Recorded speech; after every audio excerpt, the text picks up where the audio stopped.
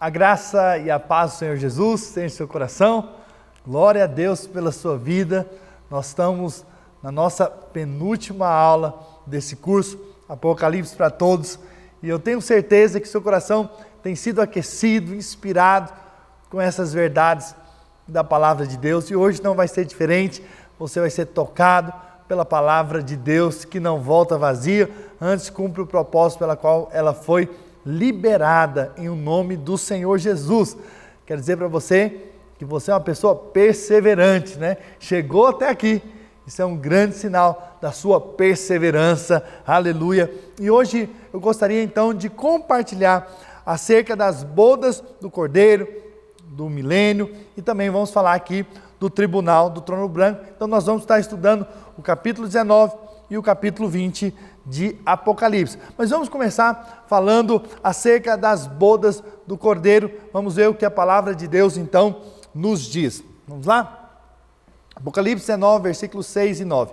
Então ouviu uma como voz de numerosa multidão, como de muitas águas, e como de fortes trovões, dizendo: Aleluia, pois reina o Senhor nosso Deus, o Todo-Poderoso. Alegremo-nos, exultemo-nos e demos-lhe a glória, porque são chegadas as bodas do Cordeiro, cuja esposa a si mesma já se ataviou. Aleluia. Então aqui nós já vemos um ponto, que a noiva já está ataviada, e nós vemos aqui que chegou então as bodas do Cordeiro. Olha o que o texto continua dizendo. Versículo 8, pois lhe foi dada vestir de linho finíssimo. Então, preste atenção muito bem nisso, linho finíssimo. Isso é muito importante. Resplandecente e puro, porque o linho finíssimo são os atos de justiça dos santos. Aquelas obras praticadas não na força humana, não na capacidade humana, mas de fato na dependência do Senhor, naquilo que Jesus fez na cruz, na justiça de Cristo. Então, me falou o anjo, escreve: bem-aventurado aqueles que são chamados à ceia das bodas do Cordeiro. E acrescentou: são essas as verdadeiras palavras de Deus. Aleluia. Então louvado seja Deus. Então esse momento então é a chegada das bodas do Cordeiro, dessa festa do casamento da igreja com Cristo, não é? Agora, o que nós vemos na Bíblia é que esse momento acontece em dois momentos diferentes, ou esse casamento, ou essa expressão que a noiva já está adornada para o seu noivo. Então nós podemos ver aqui nesse texto, então, e nós podemos ver no final do milênio. Isso nos mostra algo, que na verdade vai ser uma festa que vai durar 1000 anos, e nem todos vão estar no primeiro momento, mas no final todos vão estar. Olha o que a Bíblia diz lá em Apocalipse, capítulo 21. Vi novo céu e nova terra, pois o primeiro céu e a primeira terra passaram, e o mar já não existe. Vi também a cidade santa, a nova Jerusalém, que descia do céu, da parte de Deus, ataviada como noiva, adornada para o seu esposo. Ok? Olha só, mais uma vez, está falando já aqui no final do milênio, então mostra que vai ter dois momentos distintos. Um outro texto, em Apocalipse 21, versículo 9 e 10. Então veio um dos 7 anjos que tem as 7 taças cheias dos últimos 7 flagelos, e falou comigo dizendo: vem, mostrar-te-ei a noiva, a esposa do Cordeiro. E me transportou em espírito até uma grande e elevada montanha, e me mostrou a santa cidade, Jerusalém, que descia do céu da parte de Deus. Então nós vemos aqui dois momentos distintos. O primeiro que vai acontecer antes do milênio, fala a respeito então desse casamento, ou seja, vai começar então ali o casamento e a festa do casamento. E depois no final nós também temos isso para nos mostrar que haverá dois momentos, ok? E que esse casamento vai ser duradouro mesmo, vai ser o milênio, não é? Bom, mas agora eu queria mostrar para você o que de fato eu acredito que com relação aos crentes, que vão participar das bodas do Cordeiro, a ceia do Cordeiro. Quem são esses? Quem são esses que vão participar primeiro desse casamento e dessa ceia, e depois aqueles que vão chegar depois, ok? Então vamos ver aí. Primeiro, é necessário ter veste de justiça. Só vai participar dessa festa de casamento se você ter a veste de justiça. Apocalipse 19, versículo 8 diz: pois lhe foi dado vestir-se de linho finíssimo, resplandecente e puro, porque o linho finíssimo são os atos de justiça dos santos. Então, primeiramente, você precisa entender isso. O que são esses atos de justiça? Significa aqui uma veste que não é a veste de salvação, porque a veste de salvação já foi dada a todos que creem, ok? Mas está falando acerca das vestes de justiça. Ou seja, nós precisamos ter obras que de fato são baseadas naquilo que Cristo fez, na dependência daquilo que Cristo fez por nós, não no nosso mérito, não na nossa capacidade, mas de fato com relação ao que Cristo fez. Por quê? Porque a veste de salvação já nos foi dada, né? Olha o que a Bíblia nos diz lá em Gálatas 3:27. Porque todos quantos fostes batizados em Cristo, de Cristo vos revestiste. Ou seja, nós recebemos uma veste de salvação. Agora, não basta apenas sermos salvos, precisamos ter uma outra veste, a veste de justiça. São os nossos atos de justiça. São as obras que nós fazemos confiado naquilo que Cristo fez na cruz. Ok? Então, quem não está na dependência da justiça de Cristo, na fé no que Cristo fez, não está tecendo essa veste de justiça. Isaías também escreveu algo, Isaías 61, versículo 10. Olha o que ele escreve: regozijai-me-ei muito no Senhor, a minha alma se alegra no meu Deus, porque me cobriu de veste de salvação. Então, isso é uma veste. E me envolveu com um manto de justiça. Essa é a segunda veste. Como noivo que se adorna de turbante, como a noiva que se enfeita com as suas joias. Então veja, na palavra de Deus, as vestes são algo muito importante. Então nós vamos sim da veste de salvação, que essa é aquela que nós adquirimos quando nós cremos em Jesus. Mas precisa haver uma veste, que é a veste de justiça. É aquilo que nós estamos fazendo debaixo da dependência do Senhor.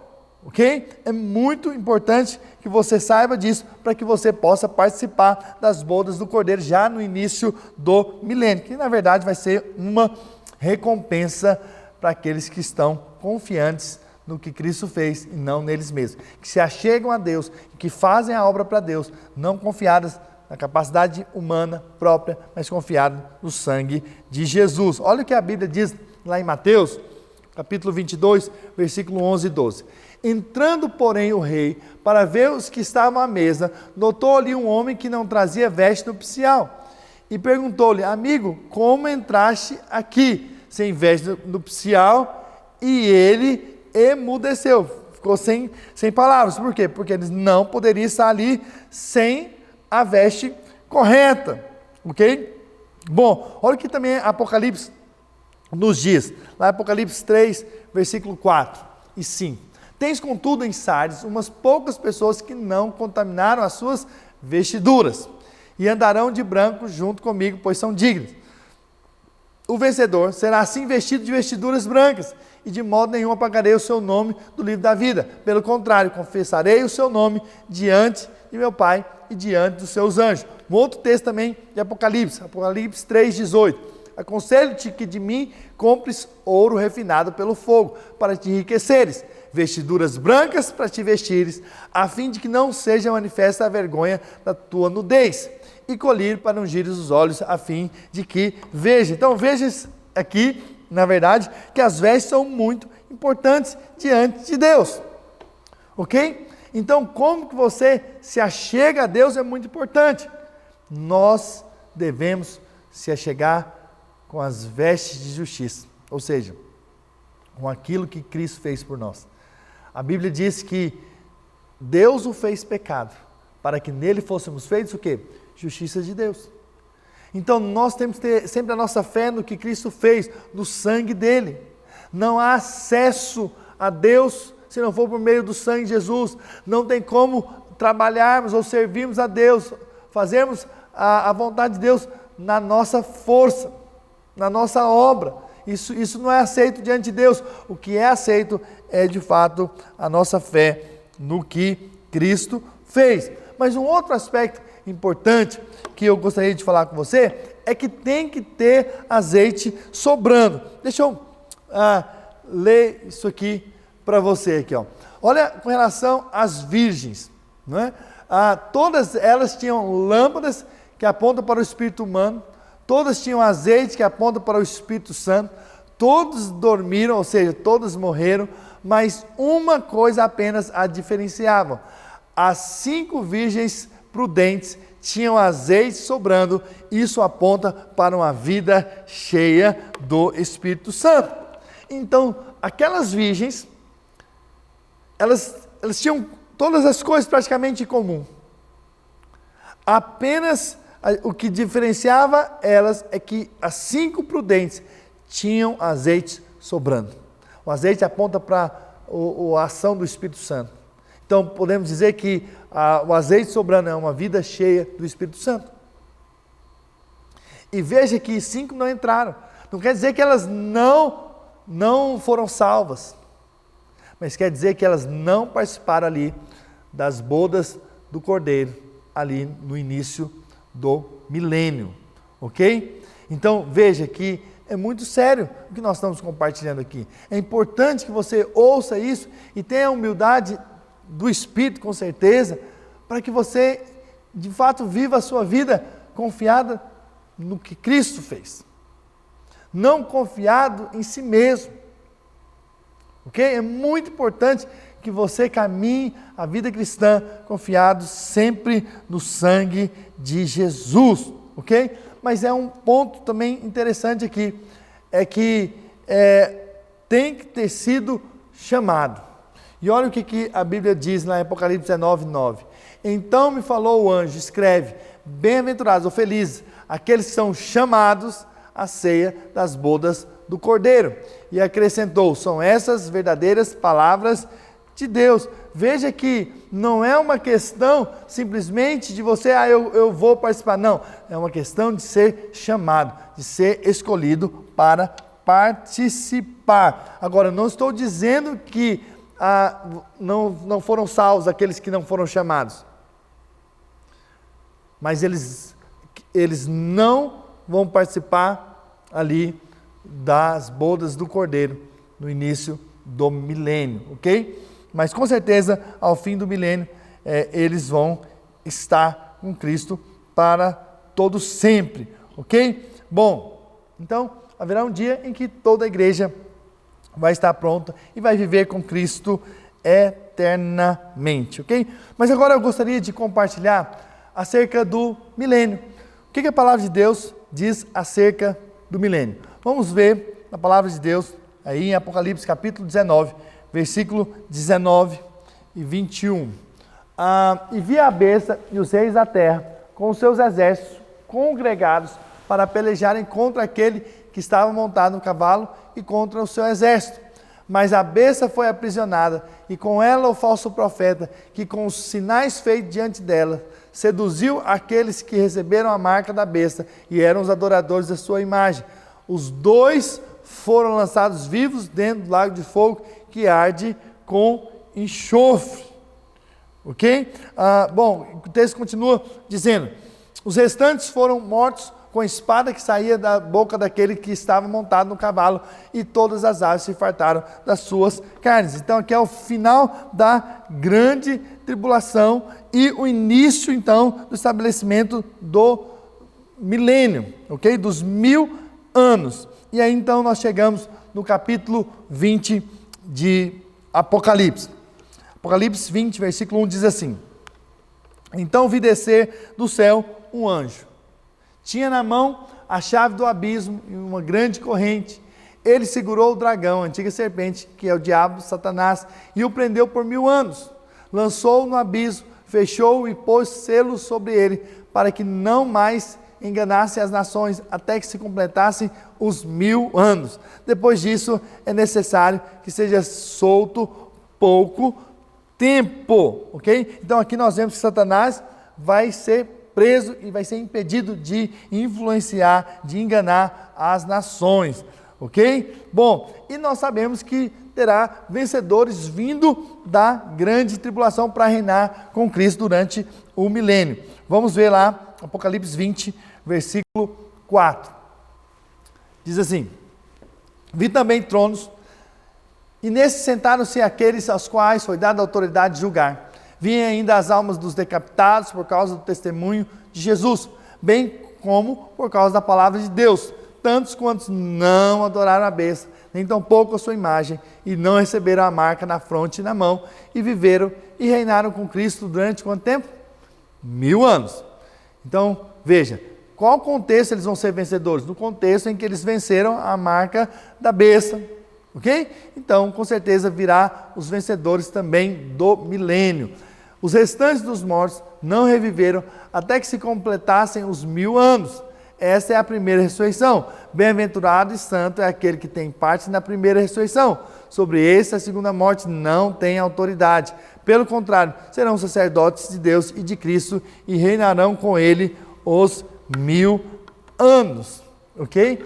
Então, nós vemos aqui que haverá também vencedores que virão da grande tribulação. Eu acredito, na verdade, que aqueles que não forem arrebatados no arrebatamento dos vencedores antes da grande tribulação, com certeza vão ter grandes chances de se tornar vencedores durante a grande tribulação, porque o fogo vai amadurecê-los e eles vão se tornar vencedores, ok? Agora vamos ver o que a Bíblia nos diz acerca de como será o milênio, ok? É importante que a gente fale sobre isso, né?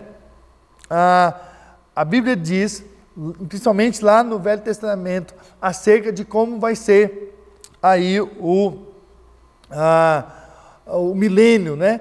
No Novo não tem tantas explicações, mas no Velho Testamento nós temos bastante textos sobre como será o milênio e eu vou ler com vocês, ok? Bom, primeira coisa aqui que nós vamos ler é que não haverá mais guerra. Isaías 2:4 diz assim: nos últimos dias acontecerá que o monte da casa do Senhor será restabelecido no cimo dos montes e se elevará sobre os outeiros, e para ele afluirão todos os povos. Irão muitas nações e dirão: vinde, subamos ao monte do Senhor e à casa do Deus de Jacó, para que nos ensine os seus caminhos e andemos pelas suas veredas, porque de Sião sairá a lei e a palavra do Senhor de Jerusalém. Ele julgará entre os povos e corrigirá muitas nações. Essas converterão as suas espadas em relhas de arados e suas lanças em podadeiras. Uma nação não levantará a espada contra outra nação, nem aprenderão mais a guerra. Então veja, vai ser um tempo de paz. Hoje nós vemos um tempo de guerra, mas aquele dia vai ser um reino milenar de paz. Aleluia, glória a Deus. O que mais? Será também um reino justo. Isaías 11, do 1 ao 5 diz assim: do trono de Jessé sairá um rebento e das suas raízes um renovo. Repousará sobre ele o Espírito do Senhor, o Espírito de sabedoria e de entendimento, o Espírito de conselho e de fortaleza, o Espírito de conhecimento e de temor do Senhor. Deleitar-se-á no temor do Senhor, não julgará segundo a vista dos seus olhos, nem repreenderá segundo o ouvir dos seus ouvidos, mas julgará com justiça os pobres e decidirá com equidade a favor dos mansos da terra. Ferirá a terra com a vara de sua boca e com o sopro dos seus lábios matará o perverso. A justiça será o cinto dos seus lombos e a fidelidade o cinto dos seus rins. Então vai ser um tempo de justiça, um Deus justo que vai estar de fato agindo, vai estar movendo aqui nessa terra durante o milênio. O que mais? Os animais selváticos, eles não mais causarão dano. Isaías 11, versículo 6 até o 9 diz assim: o lobo habitará com o cordeiro e o leopardo se deitará junto ao cabrito. O bezerro, o leão novo e o animal cevado andarão juntos, e um pequenino os guiará. A vaca e a ursa pastarão juntas, e as suas crias juntas se deitarão. O leão comerá palha como o boi. A criança de peito brincará com a toca da áspide, que é uma serpente, e o já desmamado meterá a mão na cova do basilisco, também é uma serpente. Não se fará mal nem dano algum em todo o seu santo monte, porque a terra se encherá do conhecimento do Senhor, como as águas cobrem o mar. Mais uma característica aí de como vai ser o milênio. Talvez você nunca tinha percebido isso na palavra de Deus, mas hoje você está aqui para ver como é que vai ser esse milênio, e vocês vão estar ali reinando com Cristo. Aleluia, glória a Deus. O que mais? As pessoas também vão ter longevidade como as árvores. Isaías 65, versículo 20 ao 22 diz: não haverá mais nela criança para viver poucos dias, nem velho que não cumpra os seus, porque morrer aos 100 anos é morrer ainda jovem, e quem pecar só aos 100 anos será amaldiçoado. Eles edificarão casas e nelas habitarão, plantarão vinhas e comerão o seu fruto. Não edificarão para que outros habitem, não plantarão para que outros comam, porque a longevidade do meu povo será como a da árvore, e os meus eleitos desfrutarão de todas as obras das suas próprias mãos. Então, qual tempo será esse? É o tempo do milênio. Mas você tem que entender algo aqui. Quando a Bíblia diz acerca dessas pessoas, dessas crianças, não é?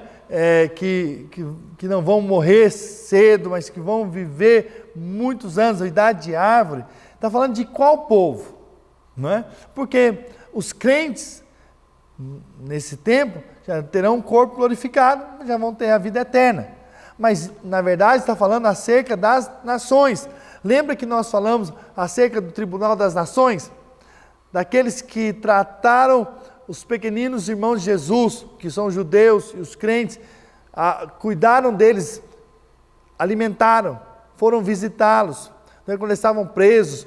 Então, fizeram obras boas a eles. Essas nações vão continuar aqui no milênio. Ok? E eles vão continuar tendo filhos. E é sobre esse povo que nós vamos reinar. E que Jesus vai reinar sobre essas nações. Ok? Que vão continuar nessa terra. Que vai continuar nascendo e morrendo pessoas aqui. Ok? É importante que você entenda isso.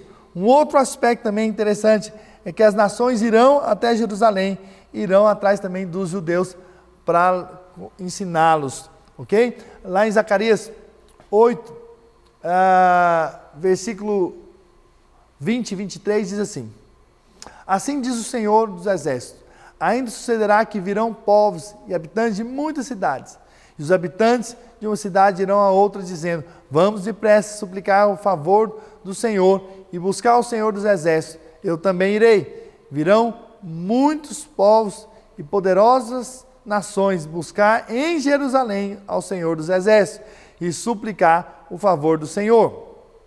Assim diz o Senhor dos Exércitos: naquele dia sucederá que pegarão 10 homens de todas as línguas das nações, pegarão sim na orla da veste de um judeu e lhe dirão: iremos convosco, porque temos ouvido que Deus está convosco.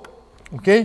Provavelmente esse judeu é um dos 144 mil que foram selados ali antes da grande tribulação, vão passar pela grande tribulação e vão estar no reino milenar, ok? Então isso é o que nós acreditamos. Bom, e aí temos então a batalha final de Gog e Magog. Então depois do milênio vai ter essa batalha. Vamos ler lá em Apocalipse, capítulo 20, do 7 em diante. Quando, porém, se completarem os 1000 anos, Satanás será solto da sua prisão. Então ele ficou preso durante 1000 anos e vai ser solto. E sairá a seduzir as nações que há nos 4 cantos da terra, Gog e Magog. Gog é o nome do rei, Magog é uma região, provavelmente ali da Rússia, a fim de reuni-las para a peleja. O número dessas é como a areia do mar. Marcharam então pela superfície da terra e sitiaram o acampamento dos santos e a cidade querida. Desceu, porém, fogo do céu e os consumiu. Aleluia. E chegamos então ao trono branco. Veja, é simples assim. Quando as pessoas se levantam contra Deus, Deus realmente executa juízo. Ok? E aí então chega o trono branco. Olha o que a palavra de Deus diz. Nós falamos de 2 tronos, não é? 2 tribunais, tanto o tribunal de Cristo quanto o tribunal das nações. E agora nós vamos falar sobre o tribunal do trono branco. É o último tribunal mencionado na Bíblia, que está lá em Apocalipse, capítulo 20, versículo 11. Vamos ver o que a Bíblia diz sobre esse trono. Vi também um grande trono branco, e aquele que nele se assenta, de cuja presença fugiram a terra e o céu, e não se achou lugar para eles. Vi também os mortos, os grandes, os pequenos, postos em pé diante do trono. Então se abriram livros. Ainda outro livro, o livro da vida, foi aberto. E os mortos foram julgados segundo as suas obras, conforme o que se achava escrito nos livros. Deu o mar aos mortos que nele estavam, a morte e o além entregaram os mortos que neles havia, e foram julgados um por um segundo as suas obras. Então a morte e o inferno foram lançados para dentro do lago de fogo. Essa é a segunda morte, o lago de fogo. E se alguém não foi achado escrito no livro da vida, esse foi lançado para dentro do lago de fogo. Ok? Bom. Então, como nós já falamos, no tribunal de Cristo, os cristãos, aqueles que estão no paraíso, não é? E aqueles que foram arrebatados vão ser julgados ali, e segundo as suas obras, eles vão estar reinando ou não no milênio. As nações, o tribunal das nações, as nações vão ser julgadas pela forma como eles trataram os cristãos, ok? E os judeus na grande tribulação, e então aqueles que, claro, não receberam a marca da besta, eles vão passar para o milênio, ok? E temos então agora no final do milênio o tribunal do trono branco. Quem vai ser julgado aqui? Aqueles que estão no inferno. Esses vão ser julgados.